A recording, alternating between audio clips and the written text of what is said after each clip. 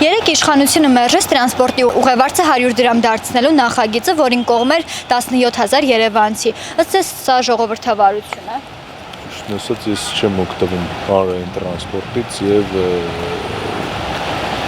չգիտեմ ինչ պատասխան։ Բայց կողմ եք, որ սակագինը լինի 150։ Ես միանշանակ կողմ եմ, որ տրանսպորտը պետքա բարելավվի եւ համաձայն եմ, որ հա ինչ-որ չափով բարելավվել է եւ այս նոր ավտոբուսները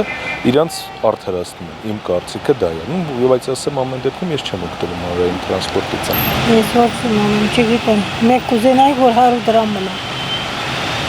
Ես էդ եմ ուզում։ Հաշվարկ է պետք, հաշվարկ է պետք, եթե թանկա ժողովուրդը կհամաձայնվի, բայց հաշվետվություն չեն տալիս, հաշվետու չեն, այս ասաղ դժբախտությունը։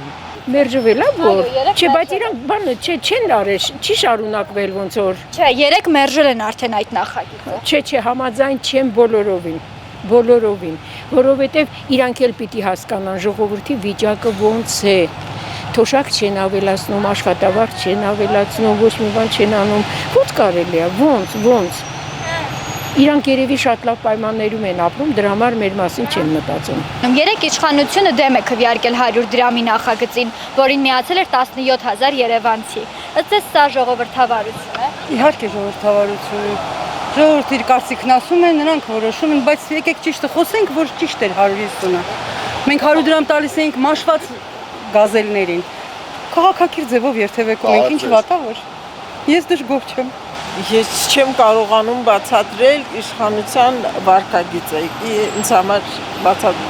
անհասկանալի է։ Լավ, ամեն ինչ լավ է։ Ես չգիտեմ ինչու մերժեց, բայց ամեն դեպքում ժողովուրդը մեղք է, շատ մեղք է։ Աշխատավարձ չեն բացատրում, թանկացնում են ամեն ինչը։ Շուրջդ նայում ես աշխատավարձ ունենա, բայց ամեն ինչը թանկ։